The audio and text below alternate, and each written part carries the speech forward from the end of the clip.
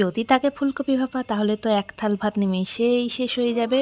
তো এই ভাপা করতে চলো আমরা দেখে নিই কী কী লাগছে। প্রথমে আমি একটা ফ্রাইং প্যান নিয়ে নিয়েছি, তার মধ্যে আমি ফুলকপিগুলো ডুমো ডুমো করে কেটে কিন্তু ধুয়ে নিয়েছি।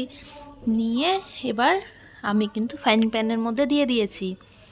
এরপর একে একে আমি হলুদ গুঁড়ো, তারপরে লঙ্কা গুঁড়ো, জিরে গুঁড়ো আর ভেজে রাখা জিরে, ধনে, মৌরি সব গুঁড়ো একে একে কিন্তু আমি এখানে দিয়ে নিচ্ছি। আর দিতে হবে লবণ, কাঁচা তেল।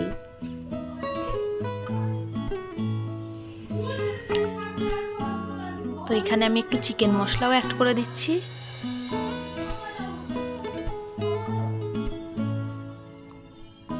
তোমরা দেখতেই পাচ্ছ আমি কিভাবে অ্যাড করছি, এইভাবে অ্যাড করে নিতে হবে। এই যে এইরকমভাবে তেলটা দিয়ে দেবে তোমরা। তেলটা কিন্তু একটু বেশি পরিমাণেই দেবে যাতে নিচে না লেগে যায়।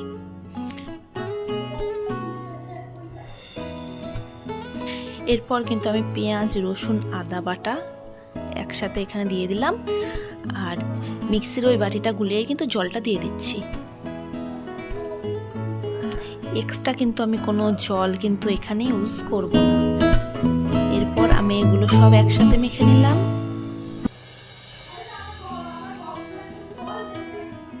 সুন্দরভাবে মাখিয়ে নিতে হবে যাতে সব মশলাগুলো কফির গায়ে সুন্দরভাবে লেগে যায়।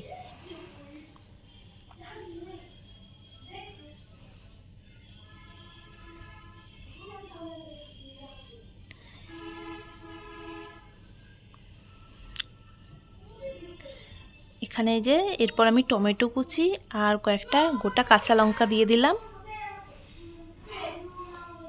আর 2-4 দানা স্বাদের জন্য একটু চিনিও কিন্তু তোমরা অ্যাড করে দিও। এরপর গ্যাসটা সিমে দিয়ে আমি কিন্তু এটা একটা ঢাকা দিয়ে ভাপাতে বসিয়ে দেব।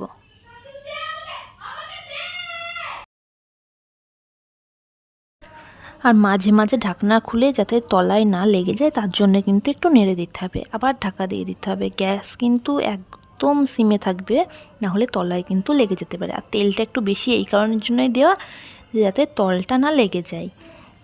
আর যখন মিক্সির বাটিটা গুলিয়ে জলটা দেবেন একটু মোটামুটি জলটা দিবেন যাতে আর দ্বিতীয়বার জল না দিতে হয়।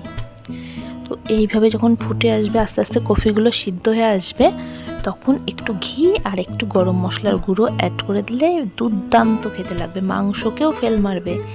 তো এখানে মাংস ছাড়াই কিন্তু এক থাল ভাত অনায়াসে শেষ হয়ে যাবে। ব্যাস একদম রেডি আমাদের কিন্তু ফুলকপি ভাপা। এটা যখন রান্না করবেন না গোটা বাড়ি সবাই বলবে যে বোধহয় হয় মাংসই রান্না হচ্ছে, কেউ বলবে না ফুলকপির ভাপা করছেন আপনি। এইভাবে গরম গরম ভাতের এটা পরিবেশন করুন বা রুটির সাথেই খাওয়া যায়, অসাধারণ লাগে।